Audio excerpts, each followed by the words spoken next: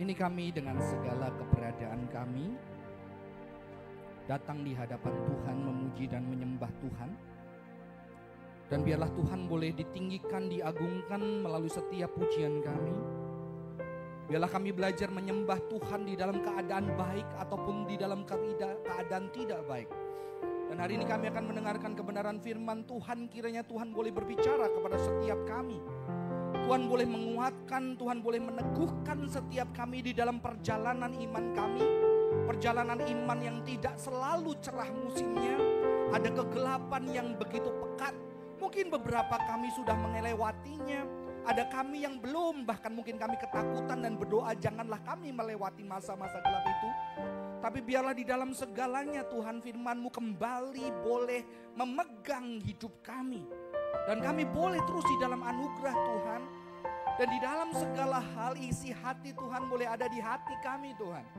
Dan berkati hamba yang sudah mempersiapkan boleh jadi berkat bagi jemaat Tuhan di tempat ini. Di dalam nama Tuhan Yesus Kristus kami berdoa. Amin. Silakan duduk saudara-saudara.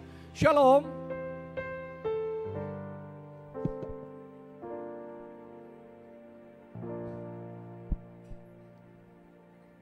Kongsi facaya.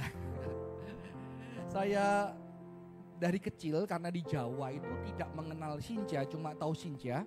Jadi saya mengalami Sinja yang tidak boleh. Sampai akhirnya Sinja hari libur karena satu presiden Indonesia boleh libur. Tapi ternyata saya tidak pernah kebagian angpau. Ya. Sejak kecil gak pernah dapat angpau, baru setelah kuliah. Ya. Dan anehnya ya ini justru saya lagi deket sama seseorang, ternyata mamanya ngasih angpau. Oh rasanya angpau pertama kayak gini sudah. Belum kebagian dapat angpau banyak, sekarang sudah bagi-bagi angpau ya. Yang mau menikah tahun ini atau tahun depan siap-siap ya. Saudara-saudara, hari ini saya akan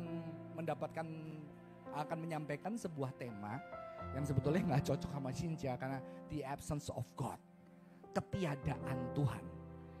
Saya mengumpulkan beberapa ayat, tapi saya tertarik dengan ayat yang dibaca teman saya yang kemarin, yang berbicara tentang anxiety. Saya tertarik kembali membahas itu dari perspektif yang berbeda. Mazmur 88 saya akan bacakan buat kita ayat 1 sampai yang ke-7, habis itu dilanjutkan ayat ke-19. Saya akan bacakan buat kita. Ya Tuhan Allah yang menyelamatkan aku, siang hari aku berseru-seru, pada waktu malam aku masih di hadapan-Mu. Terjemahan yang Yahudi bilang menangis, berteriak, kencang menangis. Biarlah doaku sampai ke hadapan-Mu, arahkanlah telingamu kepada teriakanku. Sebab jiwaku jenuh dengan malapetaka dan hidupku sudah dekat dunia orang mati. Bahasa Ibraninya Sheol, the valley of the dead. Aku dianggap sebagai orang yang turun ke liang kubur seperti laki-laki yang tidak berdaya. Aku dibuang di antara orang-orang mati seperti orang-orang yang terbunuh, terkapar dalam kubur. Mereka tidak lagi kau ingat, mereka terputus dari kuasa-Mu. Telah kau taruh aku dalam liang kubur yang paling bawah, di dalam kegelapan di tempat yang dalam. Ayat yang terakhir 19, sahabat dan temanku telah kau jauhkan dariku. Hanya kegelapanlah kenalanku. Saudara-saudara, saya sangat dekat dengan tema absence of God. Ya. Dan mungkin kalau relate beberapa waktu terakhir yang sangat menggerakkan saya adalah ketika waktu itu di ruangan ini terakhir kali Gaby pengumuman Sing News. Saya lihat nafasnya udah gak sehat ini. Lalu di ruangan itu setelah ibadah saya cek, saya tadi dengar kamu pengumuman tapi nafasmu sudah kayak berat banget. Saya rindu kamu ada di sini bareng sama kita. Kita pernah mimpi setelah kamu sembuh kita melayani bareng dengan kamu worship leader. Dan ternyata chat selanjutnya, kok jangan kasih tahu siapa-siapa. Aku udah gak lama. Setelah itu saya berdoa, saya bilang aku mau telepon mau berdoa, tapi ternyata Gaby buru-buru masuk ICU. Dan ketika itu pulang naik mobil bersama dengan anak, saya ingat anak saya bilang, Gaby kata dokter udah gak ada harapan. Dan anak saya nangis bilang, kenapa? Kenapa Tuhan gak dengar?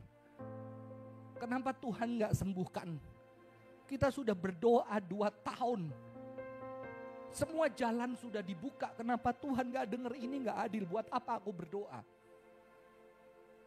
Saya bisa berapologetik, tapi hari itu saya tidak mau berapologetik. Saya cuma diam dan bilang, Papa juga gak tahu karena Papa berharap dia sembuh.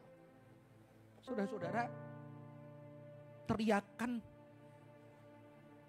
anak saya menggores hati saya. Karena mungkin itu juga teriakan kita. Tapi setelah dewasa dan setelah terdidik dengan doktrin Kristen yang benar, bahwa Tuhan peduli dan Tuhan care di dalam setiap pergulatan manusia, kita mungkin tidak berani meneriakkan teriakan yang jujur dari hati. Karena kita memiliki spiritualitas yang opresif, yang terlalu menindas perasaan-perasaan kekecewaan, perasaan-perasaan tidak bisa terima banyak hal, sehingga kita menjadi sebuah orang Kristen yang terlalu banyak, kalau bahasa psikologinya, defense mechanism.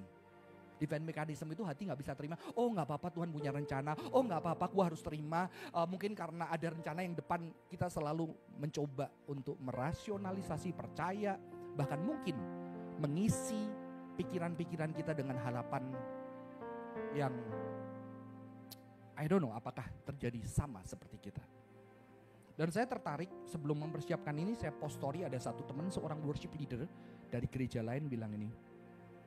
Dan kalau mimpin WL takut mengulang janjinya di Alkitab. Dalam batin, dalam hati ada yang berbisik. Jangan memberikan angin surga, belum tentu seperti itu. Teman saya WL, saudaranya kena cancer, dia hubungin semua hamba Tuhan, semua orang yang dikenal untuk terus berdoa, untuk terus meminta sama Tuhan, untuk meminta mujizat. Bukan orang karismatik, orang evangelical. Dia hubungi pendeta-pendeta terkenal, berdoa bareng, dan ternyata Tuhan panggil kakaknya.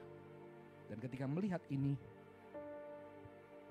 itulah saya percaya di sini juga ada orang-orang yang sudah kehilangan orang yang dicintai, dan saya tahu banyak tangisan, banyak doa yang akhirnya kita harus deal untuk sebuah jawaban yang tidak sesuai yang kita inginkan.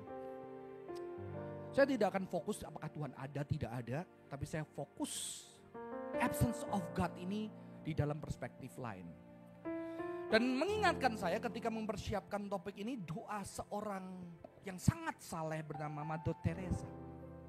Waktu saya menikah 2008, teman saya memberikan sebuah buku. Ternyata buku itu adalah surat-surat Teresa yang belum pernah diterbitkan. Udah diterjemahkan Gramedia beberapa tahun lalu, tapi sekarang sudah tidak ada. Ya. Dan di situ hadiah ulang tahun saya, dan saya tersentak dan tersentuh dengan sebuah bagian yang akan dibacakan oleh teman kita.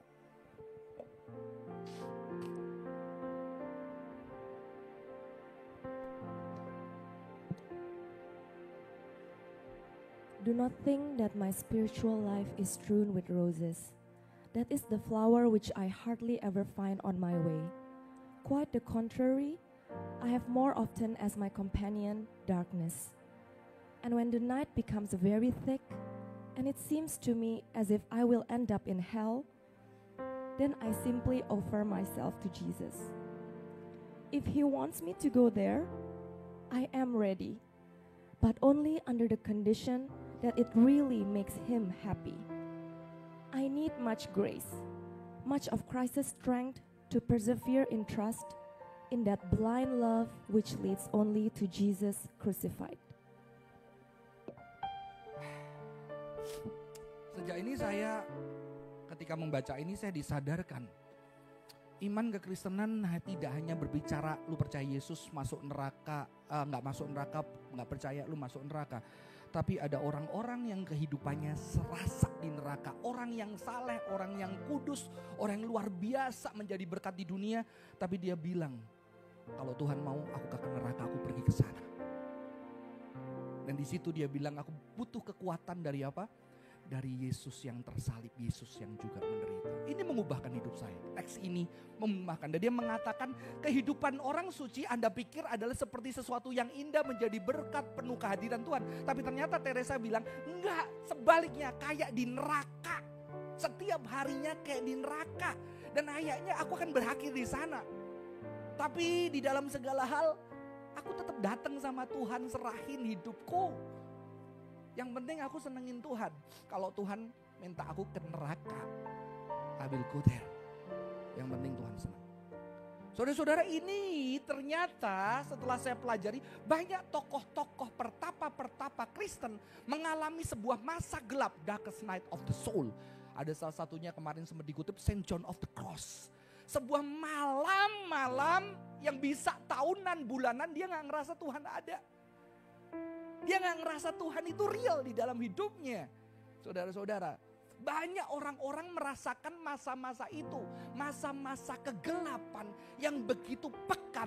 Yang ketika dia berseru seolah-olah berhadapan dengan tembok. Dan ketika dia menangis, dia seolah menangis sendirian. Dan dia merindukan banget perasaan-perasaan ketika Tuhan hadir. Ketika kehangatan cintanya dirasakan. Tapi di situ dia kerasa tidak bisa merasakan sama sekali. Ternyata banyak orang pengikut Tuhan yang setia mengalami masa-masa gelap, saudara-saudara.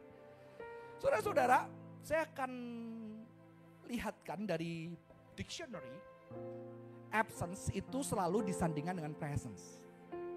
Ya. Jadi kita tidak berbicara Tuhan ada atau enggak ada. No, absence sama presence.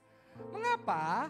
Di dalam Cambridge Dictionary mengatakan absence itu adalah the fact of not being where you are usually expected to be. Jadi the absence of God berbicara tentang sebuah fakta ketika kamu tidak berada pada tempatnya. Contohnya, ketika kita berpikir harusnya suami kita ada di rumah ketika kita struggle dengan baby. Karena gak gampang struggle dengan baby, betul? Ya, punya anak pertama kali, aduh para ibu. Makanya kadang-kadang khotbah di gereja juga bisa violent. Kamu sejak menikah punya anak, kamu gak mau melayani gitu ya. Kamu jauh dari Tuhan. Oh, struggle mereka berat. Nanti yang menikah punya anak berat. Berat banget. Pria coba nanti suruh istrinya istirahat terus jaga seharian. Wah berat. Istri kita jaganya setiap hari. Ya, wanita juga sangat berat teman-teman. Di dalam struggle itu kita ngerasa sendirian tapi nggak ada. Pasangan kita harusnya ada di situ, dia absence. Bahkan dia bisa hadir ada tapi dia nggak presence. Dia nggak hadir buat kita. Ya, itu adalah kondisi di mana berarti kita pernah merasakan kehadirannya, betul nggak? Kalau kita tidak pernah merasakan kehadirannya, kita tidak akan mengalami kenapa dia nggak ada.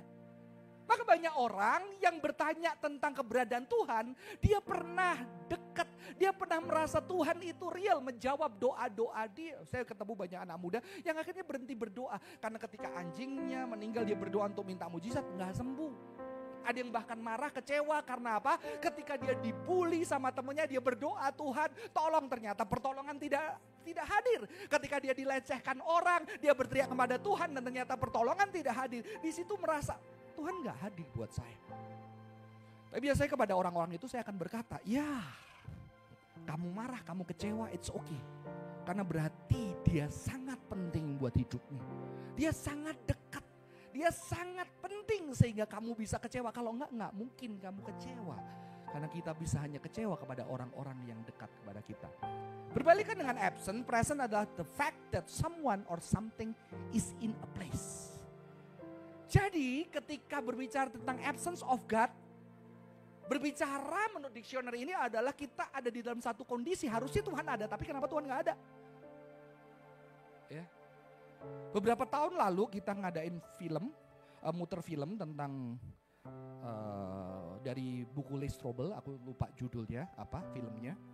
Dan di situ diceritakan ada seorang wanita, suami istri ateis dan anaknya tersedak. Anaknya tersedak sebuah makanan dan akhirnya hampir mati. Tahu-tahu ada seorang Kristen, itu orang ateis. Orang Kristen ini dari kisah nyata. Orang Kristen langsung mendoakan, kebetulan dia perawat, dia tahu anak itu padahal dia sebetulnya tidak tergerak di restoran itu. Tahu-tahu dia anak itu tahun-tahun dibantu dan anak itu bisa hidup. Maksudnya nggak jadi mati. Orang tuanya bilang, oh terima kasih ya. Orang Kristen ini bilang, oh aku tadi sebetulnya nggak mau ke restoran ini. Tapi aku digerakkan ke sini dan ternyata Tuhan punya rencana buat anakmu. Profesornya marah. Jujur saya berpihak sama profesornya. Memang ada rencana Tuhan di dalam segala hal. Tapi tidak semua orang mengalami privilege itu. Ada orang-orang yang berteriak. Orang-orang berdoa. Tapi Tuhan gak dengar. Dan bagaimana Injil, firman Tuhan mendekap orang-orang yang tidak terjawab. Yang ketika dia dilecehkan, dia berseru tolong. Tapi Tuhan diam. Tuhan absent. Harusnya dia ada.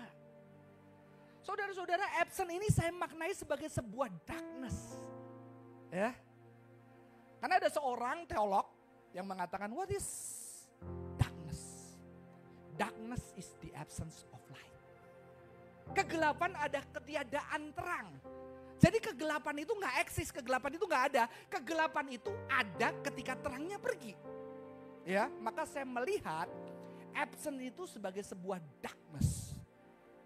Walaupun teologi dari Augustine ini sudah mulai ditolak orang modern. Kalau bilang kegelapan gak ada, bagaimana perang dunia 2, semua orang berdoa untuk mujizat, tapi begitu banyaknya puluhan mayat orang yang tidak bersalah yang kehilangan keluarganya di perang dunia 2. Kalau evil, kalau darkness itu gak ada. Darkness itu real. Di parit-parit perang dunia 2, semua nyawa itu tidak berharga. Maka teolog pada zaman perang dunia 2 mengatakan, aku butuh Tuhan. Tuhan yang bukan jauh, Tuhan yang bukan transenden, tapi Tuhan yang ada di parit-parit ketika perang dan banyaknya nyawa manusia ada di sana. Ya. Seingat saya nama teolog itu Paul Tillich. Ya. Butuh Tuhan yang real. Saya melihat ini sebagai darkness, saudara-saudara. Dan saya suka terjemahan dari Jewish Study Bible daripada yang tadi kita, karena dia lebih kerasa. When I cry out in the night before you, let my prayer reach you. Incline your ear to my cry. I am at the brink of Sheol. Aku di tebing, ya, Sheol, lembah kematian. Aku berada bersama-sama dengan orang-orang yang di liang kubur. Aku dilupakan bersama-sama dengan orang yang mati. Dan tubuhku terbaring di kuburan. Saudara-saudara, inilah sebuah darkness. Kalau orang Yahudi percaya Sheol. Kalau di dalam konsep mereka dunia itu belum round earth, masih flat earth. Di dalam konsep Yahudi jadi ada Samayim langit, ada Eretz earth dan bawahnya itu Sheol. Orang Yunani bilangnya itu Hades. Ya. Makanya ada lagu, kemanakah aku dapat pergi menjauhi rohmu Tuhan, ku berlari mendaki ke langit. Aku terbang dengan sayap fajar, diam di ujung bumi, ada ujungnya.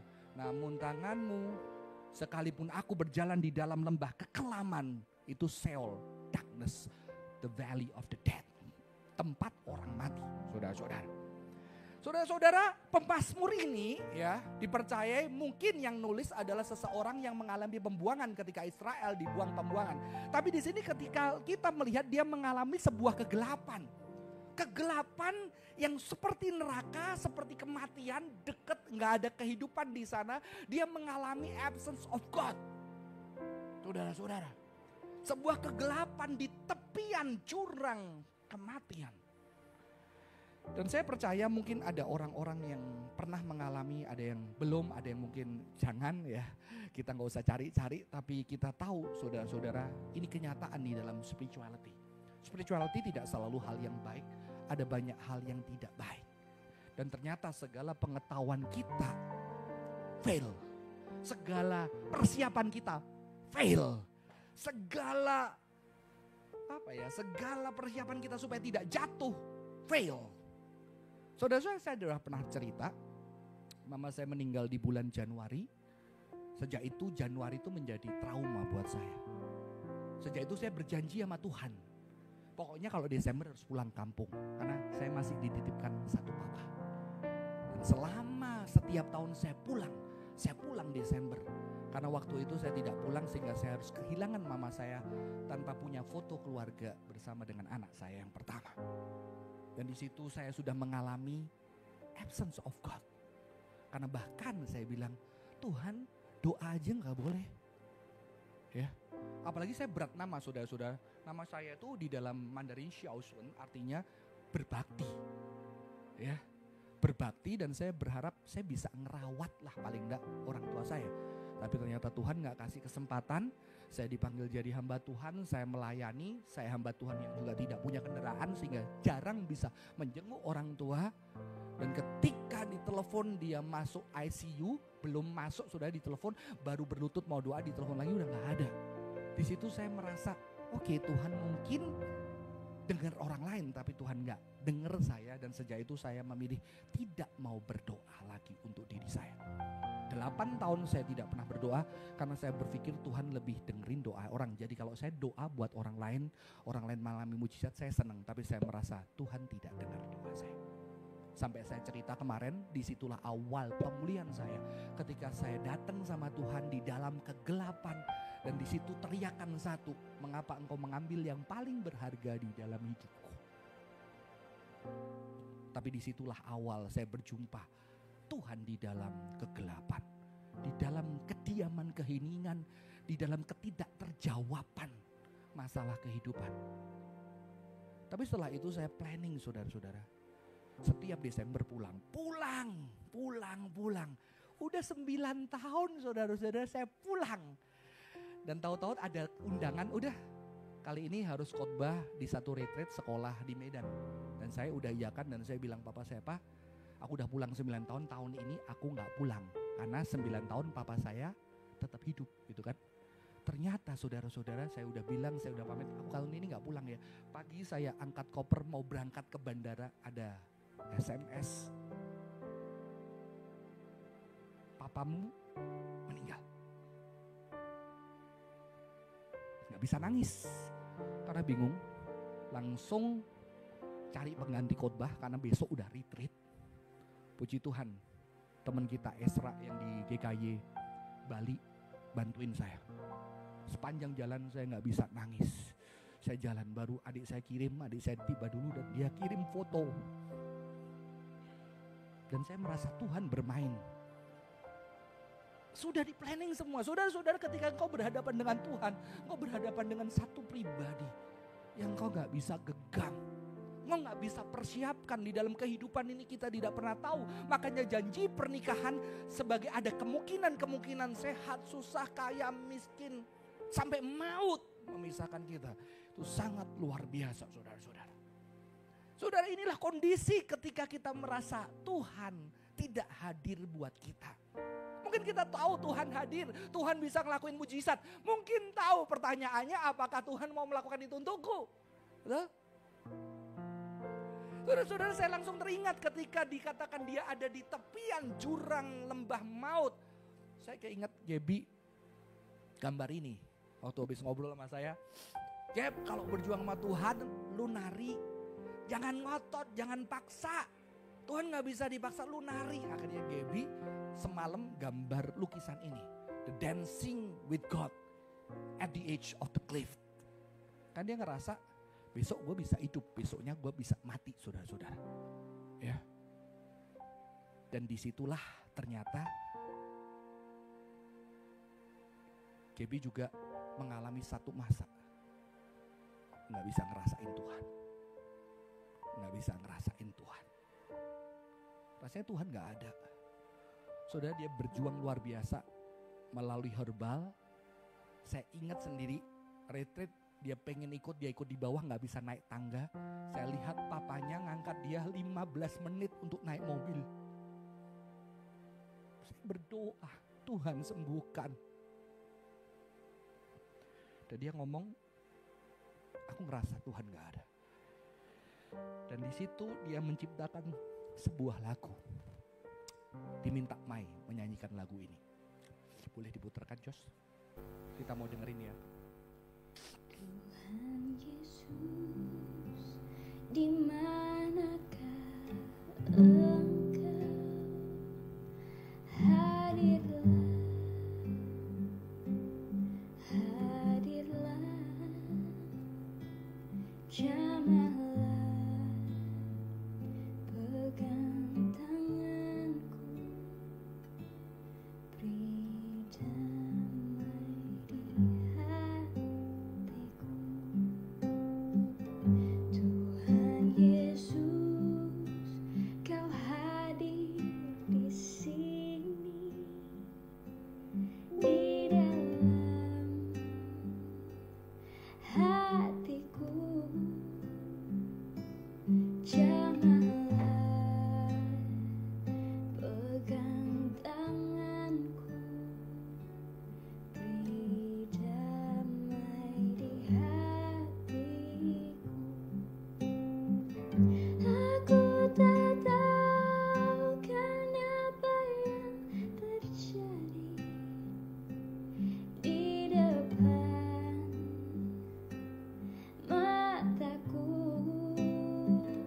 Aku tak tahu kan arah yang ku tuju. Yang ku tahu Kau di dalamku.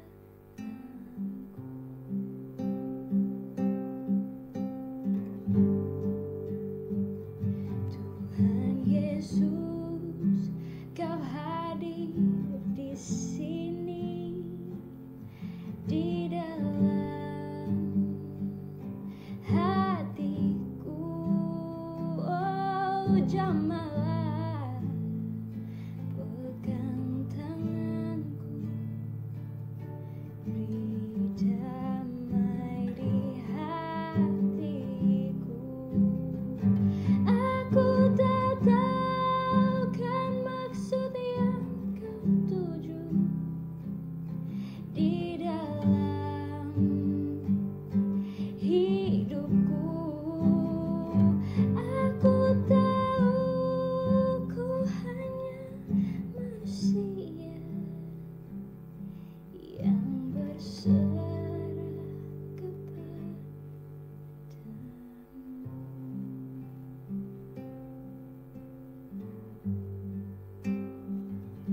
Tuhan Yesus, di manakah Engkau? Saya suka banget lagu ini diakhiri dengan sebuah pertanyaan.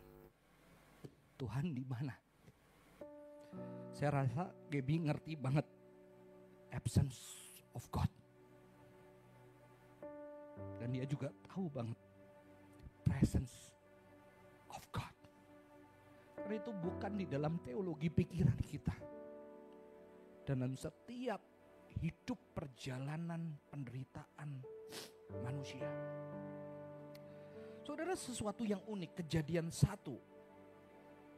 ayat 1. Pada mulanya Allah menciptakan langit dan bumi.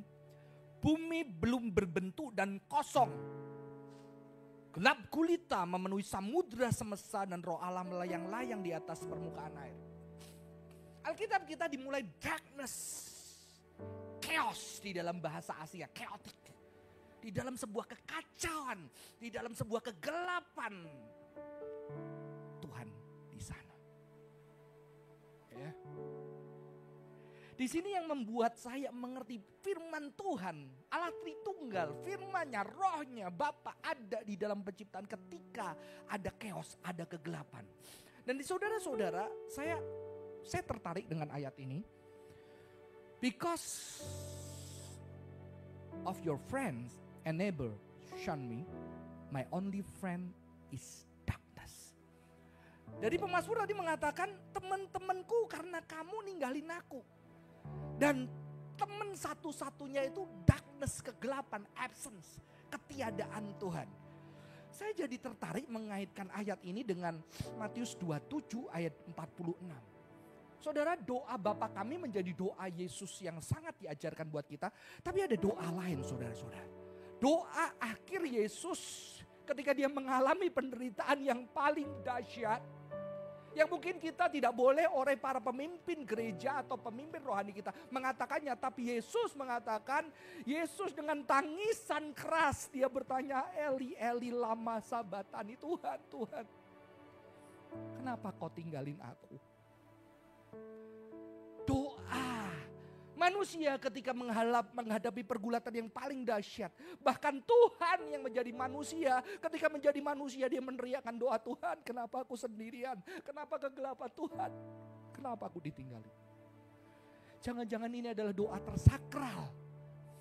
Yang harusnya kita ketika bergulat sungguh-sungguh dengan kehidupan. Kita mencintai sungguh-sungguh orang di sekitar kita. Kita pernah memanjatkan doa. Sayangnya spiritualitas Kristen kurang memberi ruang untuk segala kejujuran, perasaan, kekecewaan, kemarahan. Rasanya ada Tuhan. Dan saudara tahu Yesus juga sendirian, dia ditinggalkan keluarganya, dia ditinggalkan sahabat-sahabatnya. Jangan-jangan kita bisa melihat Mazmur itu terwujud sepenuhnya. Penderitaan manusia yang tidak terjawab, yaitu di dalam pribadi Kristus. Dan ternyata di peristiwa penyalipan itu dikatakan, dan kegelapan itu memenuhi seluruh tempat ini.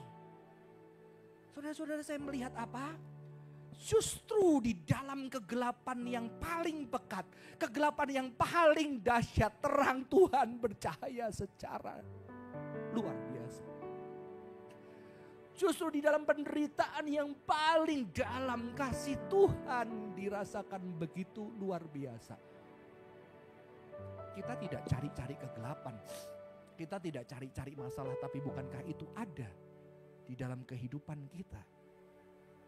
Saudara-saudara yang punya keluarga, yang pernah ditinggalkan, yang disayangin.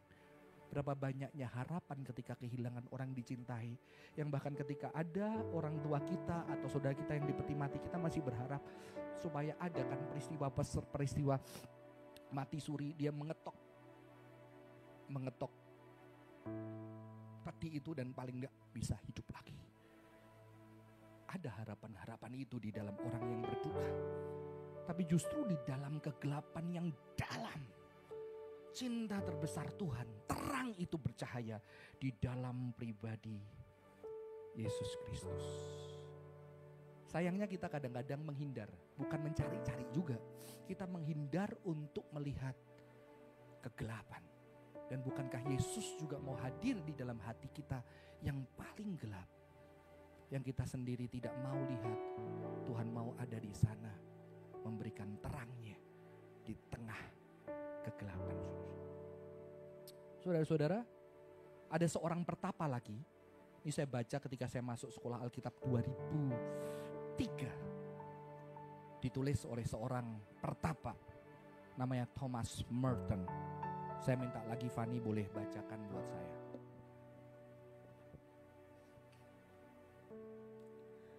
Your brightness is my darkness. I know nothing of you, and by myself, I cannot even imagine how to go about knowing you. If I imagine you, I am mistaken. If I understand you, I am deluded. If I am conscious and certain I know you, I am crazy. The darkness is enough. Thank you, kalau yang baca Fani enak ya. Saudara, ini menyentuh saya. The darkness is enough. Your brightness is my darkness. Kalau saudara belajar spirituality, ada dua spirituality. Spiritualitas gelap dan spiritualitas terang. Ya, bukan bukan Star Wars ya. But ada spirituality yang sangat positif. Tuhan itu maha pengasih, baik. Tapi ada spirituality yang lebih depresif. Kalau ngomong sama Ivan pasti suka yang depresif gini. Ya, ada yang gak suka. Tapi yang luar biasa dari spiritualita yang depresif, saudara-saudara, ternyata dia ngomong bahwa apa? Kenapa gelap? Karena terangnya terlalu terang seperti cahaya matahari ketika kita melihat kita gelap. That is darkness. Dan disinilah Merton tahu bahwa di dalam kegelapan ini ternyata dia berjumpa dengan terang. Terang yang bercahaya di tengah kegelapan. Ya. Dan banyak orang lari nggak mau ke sana karena dia terus menerangi hidupnya. Mau terus menerangi dengan khotbah-khotbah, mungkin dengan kata-kata positif, dengan firman yang lebih menyukakan hati. Tapi dia tidak berani melihat segala kegelapan, kekecewaan, kemarahan, kekeosan, ketidakrohanian, bahkan umpatan-umpatan kepada Tuhan. Saudara-saudara, saya suka doa ini. Saya akan akhiri khotbah saya. Jadi apa yang kita bisa pelajari di sini? The absence of darkness, the absence of God, the darkness of God. Ternyata saudara-saudara, darkness itu adalah tempat kita bersimpuh membawa segala derita lara. Ketika Anda di dalam kegelapan, seperti Gaby, disitulah kita bersimpuh karena gak ada kekuatan lagi. Dengan muka tertunduk ke tanah, kita bawa segala penderitaan kita, kekecewaan kita. Yang berdoa mujizat untuk keluarganya tetap utuh, ternyata tidak terjawab. Di dalam kegelapan yang dalam dia bisa berlutut, bersimpuh. Yang merasa diri tidak berharga, dia bisa datang kepada Tuhan, bersimpuh, membawa segala derita lara. Kekecewaan, kemarahan, di sini ruang emosi, segala macam emosi yang jujur di dalam hati kita bisa bawa kepada Tuhan. Dan the absence of God adalah tempat kita berjumpa dengan Sang Kasih yang menderita. Karena Tuhan pernah di sana. Ketika firman menjadi manusia, dia pernah tidak punya siapa-siapa. Dan dia tergantung di atas kayu salib di dalam penderitaan yang paling dalam. Dan disitulah kita berjumpa Sang Kasih yang menderita. Saudara-saudara, darkness juga apa? Tempat misteri cinta yang terbesar itu nyata. Karena cinta yang terbesar dinyatakan di dalam kegelapan malam. Di dalam kegelapan malam, di dalam penderitaan yang terpedih. Misteri cinta Allah di dalam Yesus Kristus ada di sana. Dan tidak hanya itu, darkness juga sebuah panggilan bagi kita untuk hadir menyatakan cintanya. Di kekecewaan saya terhadap Tuhan menjadi sebuah ruang perjumpaan, saya bisa menemani teman-teman yang kecewa, yang bertanya. Saya bisa mendengar umpatan-umpatan mereka, kemarahan, kesedihan, dan tangisan mereka terhadap Tuhan dan setiap hal yang buruk yang mereka alami. Saya bisa duduk tanpa banyak bicara, tanpa penghakiman, dan menangis bersama dengan mereka. Karena saya tahu rasanya walaupun beda ketika doa-doa itu tidak terjawab. Ketika yang kita cinta itu dipanggil Tuhan. Ketika kita mau itu tidak terwujud. Saya tahu itu dan saya bisa menjadi sahabat. Saya bersyukur beberapa saat lalu saya menemani seseorang kawan yang kecewa banget sama Tuhan. Kelihatan dari story-nya, dia tahu-tahu bikin story jembatan yang terputus, hancur. Dan yang mengagetkan saya, dia bikin story jari tengah diacungkan ke langit. Dia bukan hanya jemaat dan dia juga seorang pelayan. Saking kecewanya, saking pahitnya, saya sama istri cuma duduk ngobrol, dengerin segala keluh kesah, dengerin segala kekecewaan, cuma mau hadir aja bareng sama dia. Dan ternyata 2 minggu lalu dia telepon, aku sekarang sudah gak marah lagi. Tuhan baik. Tuhan baik. Kita seperti anak-anak Yang kadang-kadang marah dengan orang tua kita. Karena kita cinta dia, tapi juga kadang-kadang kita berterima kasih karena kebaikan dia. Saudara-saudara, biarlah ini boleh menjadi panggilan kita di absence of God. Biarlah kita boleh bersimpuh membawa derita lara kita. Karena Tuhan mendekap, karena Tuhan tahu. Bahkan Yesus pernah membawa deritanya. Allahku, Allahku, kenapa aku ditinggalin? Kenapa aku sendiri? Dan biarlah kita berjumpa dengan sang kasih yang dinyatakan di dalam puncak penderitaan. Dan kita berjumpa dengan misteri cinta yang terbesar. Dan tidak hanya itu, biarlah kita bisa hadir bagi teman-teman kita.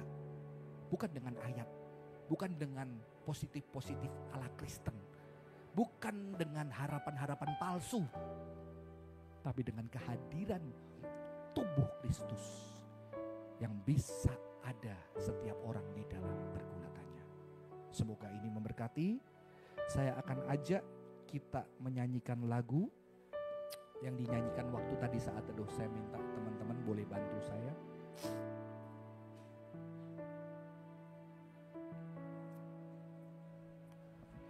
Kita bisa nyanyi bersama-sama.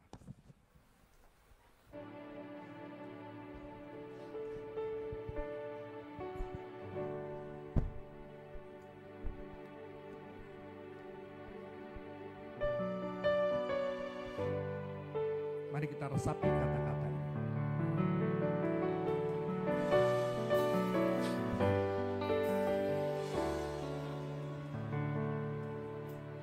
Jujur kadang ku tak sanggup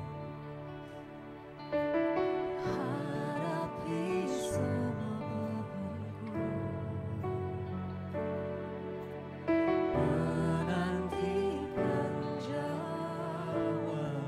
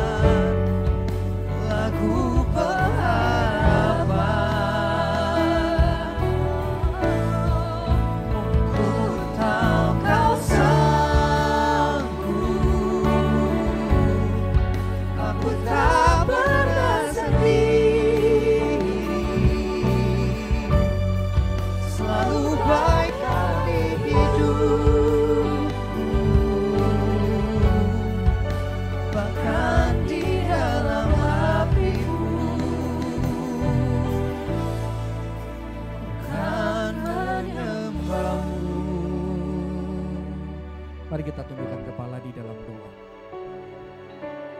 Bagi saudara yang sedang merasa di dalam kegelapan dan Tuhan tidak ada, Anda boleh berdoa mengungkapkan segala perasaan, kekecewaan, kesedihan, ketakutan. Bagi orang-orang yang tidak pernah terjawab doa-doa pentingnya, boleh datang kepada Tuhan, bilang, Tuhan, mungkin aku sudah lelah berdoa karena banyak hal yang tidak terjawab. Mungkin Tuhan lebih sayang orang lain daripada aku. Kau boleh berkata segala kekecewaanmu di hadapan Tuhan, segala kejujuranmu ketika engkau tidak ada Tuhan. Bagi yang teringat doa-doa yang tidak dijawab itu, banyak doa dan tangisanmu tidak dijawab selama ini. Mungkin kau sudah berhenti doa, tapi sesuatu yang indah, sampai hari ini kau ada di tempat ini, tetap menyembah Dia. Dan saatnya kau bersimpuh di kakinya, membawa segala derita larang, karena Dia Allah yang tahu arti derita. Bagi yang kita diberkati, bagi kita yang tidak mengalami keberadaan Tuhan, keabsenan Tuhan dalam hidup kita, biarlah kita juga boleh hadir buat orang-orang yang merasa Tuhan tidak ada. Kalau mereka merasa Tuhan tidak ada, paling tidak mereka boleh merasa ada anak-anak Tuhan. Walaupun tidak bisa menyelesaikan masalah mereka, ada anak Tuhan yang bisa pegang pundak mereka, yang bisa dengerin mereka, berdoa bersama dengan mereka, bahkan memutuskan tidak berdoa dan rela memberikan telinga mendengar segala umpatan-umpatan mereka terhadap Tuhan, dengan tetap menyatakan cinta Tuhan yang melampaui segala kekecewaan. Dan biarlah kita menjadi orang-orang itu. Terima kasih Tuhan buat hari ini. Terima kasih buat Tuhan yang hadir di dalam ketidakhadiran. Biarlah kami boleh berjumpa dengan Tuhan di dalam masa-masa gelap jiwa kami, hidup kami. Kami boleh membawa segala duka lara kami. Kami boleh berjumpa dengan misteri cinta yang ilahi. Kami boleh berjumpa dengan Kristus yang menderita.